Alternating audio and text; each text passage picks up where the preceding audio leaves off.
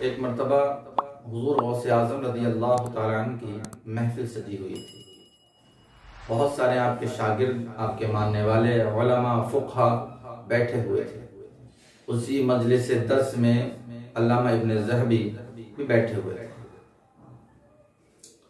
ایک قاری نے قرآن کی ایک آیت پڑھی، حضور سیدنا غوث اعظم رضی اللہ تعالیٰ عنہ نے اس آیت کریمہ کا ترجمہ بیان کیا اور اس کی ایک تفسیر بیان کی۔ جب آپ نے پہلی تفسیر بیان کی تو مجمع کے اندر جو علماء تھے، امام ذہبی ہیں، انہوں نے اس تفسیر کے سلسلے میں سر ہلایا کہ یہ تفسیر ہمارے علم کے اندر ہے۔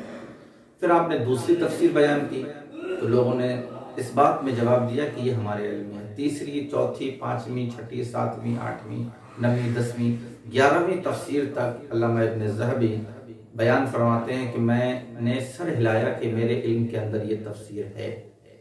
11ویں کے بعد جب حضور سیدنا غوث اعظم رضی اللہ تعالیٰ عنہ اسی آیت کریمہ کی 12ویں، 13ویں، 14ویں، 15ویں، 16ویں اور 17ویں یہاں تک 40 تفسیریں بیان فرماتے ہیں، اب حضرت علامہ ابن ذہبی اور دیگر مفسرین اور علماء فقہ جو وہاں موجود تھے، انہوں نے جواب دیا کہ اب یہ تفسیر ہمارے ذہنوں کے اندر نہیں ہے۔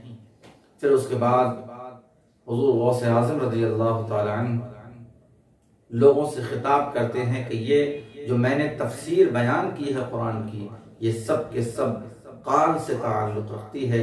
اب میں جو تفسیر بیان کرنا جا رہا ہوں یہ تفسیر حال سے تعلق رکھتی ہے۔ جب آپ نے قال سے حال کا رخ کیا تو لوگوں کی کیفیت یہ ہو گئی کہ لوگوں نے اپنے گریبان چاک کر دیے اور اپنے دامن کو پھاڑ دیا اور اپنی پگڑیاں حضور غوث اعظم رضی اللہ تعالیٰ عنہ کے قدموں میں ڈال دی اور جنگل کا راستہ اختیار فرما دیا۔ حضور غوث اعظم رضی اللہ تعالیٰ عنہ کے زبان میں اور انداز بیان میں اللہ تبارک و تعالیٰ نے وہ چاشنی اور وہ طاقت و قوت عطا فرمائی تھی کہ جب آپ قال سے حال کی طرف نکلتے تھے تو مجمع سے بہت سارے جنازے اٹھ جایا کرتے تھے اور لوگ وجدانی کیفیت میں بھول جایا کرتے تھے کہ ہمارے جسم کی کیا حالت ہے، اور اسی کنڈیشن میں، اسی حالت میں ان کی روح ان کے جسموں کا ساتھ چھوڑ کر اللہ کی بارگاہ میں پہنچایا کرتی تھی۔